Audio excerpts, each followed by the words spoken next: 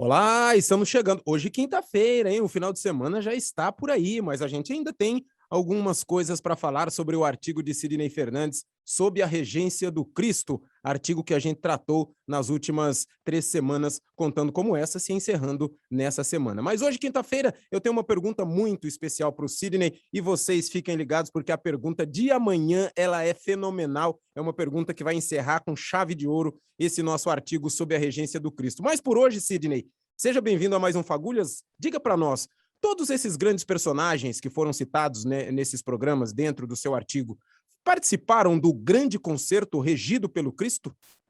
Muitos outros personagens participaram. Nós trouxemos, de uma forma exemplificativa, alguns personagens mais conhecidos e mais ligados ao movimento da doutrina espírita.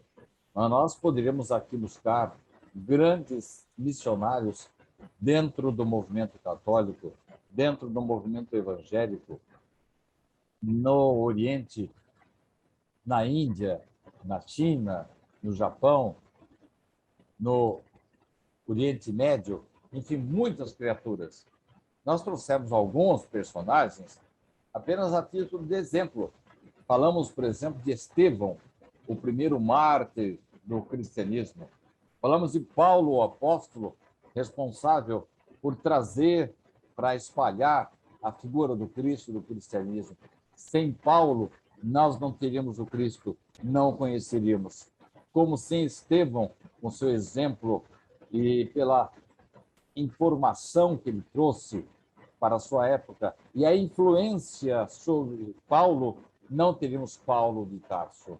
E depois falamos sobre o professor Rivaio, depois as médiuns, jovens médiuns, meninas entre 14 e 17 anos, que não tinham condição de influenciar em nada o conteúdo que elas trouxeram.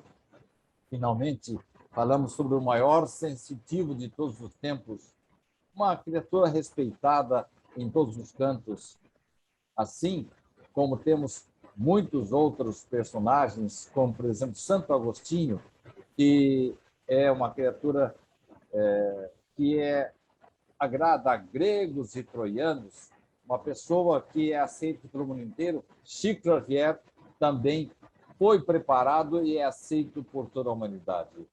Todas essas criaturas foram preparadas pela espiritualidade para as grandes missões e que eles seriam encarregados para se desincumbir. Graças às suas estruturas físicas e intelectuais e aos esforços que empreenderam para suportar as pressões que adviriam dos seus trabalhos, incumbências, eles tinham que ser fortes.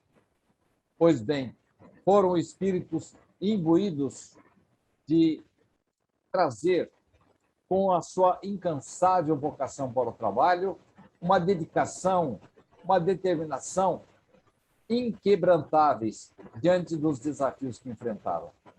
Todos eles, no entanto, contaram com a extraordinária retaguarda.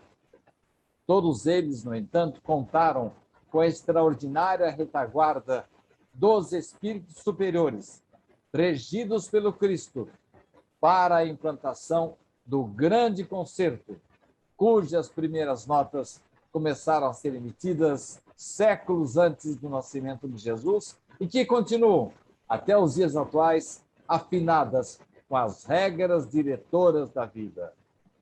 São criaturas escolhidas a dedo pelo Cristo, não apenas essas que eu citei, mas muitas outras, para que se implante o reino de Deus na Terra. Muito obrigado a todos. Amanhã, sexta-feira, estaremos encerrando esta sequência de palestras denominada Sob a Regência do Cristo. Até lá!